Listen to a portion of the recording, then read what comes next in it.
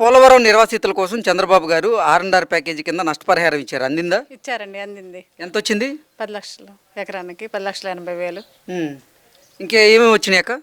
ఇంకా ఇప్పుడు ఇళ్ళ ప్యాకేజీ వచ్చింది, ఆర్&ఆర్ వచ్చింది. అన్ని మంచిగానే చేశారు, వచ్చిందండి. ఓకే. ఓకే. అంటే 2017లో భూముల కోసం కూడా నష్టపరిహారం ఇచ్చారు, అప్పుడు వచ్చిందా? వచ్చిందండి. ఓకే. అప్పుడు ఎంత వచ్చింది అక్క? 10,80,000 వచ్చింది అప్పుడు ఎకరానికి. ఇంకా అవే మాకు ఓకే. వచ్చేసినాయి అన్నీ మాకు. ఓకే. అసలు ఊహించారా డబ్బులు వస్తాయని? లేదు లేదు, చంద్రబాబు నాయుడు గారు మంచిగా చేశారు. ఓకే. ఇప్పుడు మీరు ఊహించకుండా సంక్రాంతి పండుగ ముందు కరెక్ట్గా డబ్బులు వేశారు, ఎలా అనిపిస్తుంది అక్క? చాలా ఎగ్జైట్మెంట్గా ఉంది మాకు. ఏం చేయబోతున్నారు ఈ డబ్బుల్ని? పిల్లల చదువులు, భవిష్యత్తు ఇక్కడ నుంచి వెళ్ళిపోతే మరి మేము బ్రతకాలి కదా. మీరు అనుకున్న దానికి న్యాయం జరిగిందా? జరిగిందండి. ఓకే. సంతోషంగా ఉన్నారు అయితే? సంతోషం, హ్యాపీ. ఓకే.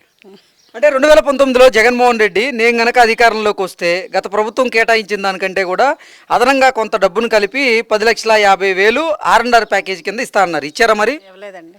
ఇవ్వలేదా? ఇవ్వలేదు. అంటే మీది ముప్పు ప్రాంతం కదా, ఇక్కడికి వరదలు వచ్చినప్పుడు మీకు అసలు పునరావాస కాలనీలను ఏర్పాటు చేస్తా అన్నారు, చేశారా? అక్కడప్పుడు చంద్రబాబు నాయుడు ఆధ్వర్యంలో అప్పుడు కట్టారు కదా, ఇంకవే. ఓకే. ఇంకేం చేయలేదు. ఓకే. అంటే జగన్మోహన్ రెడ్డి ముఖ్యమంత్రిగా ఉన్న సమయంలో అధికారులు కూడా ఇక్కడికి వచ్చి చూడలేదు అసలు? అప్పుడప్పుడు కొంతమంది వచ్చారులే కానీ ఏమీ పట్టించుకోలేదండి. ఓకే.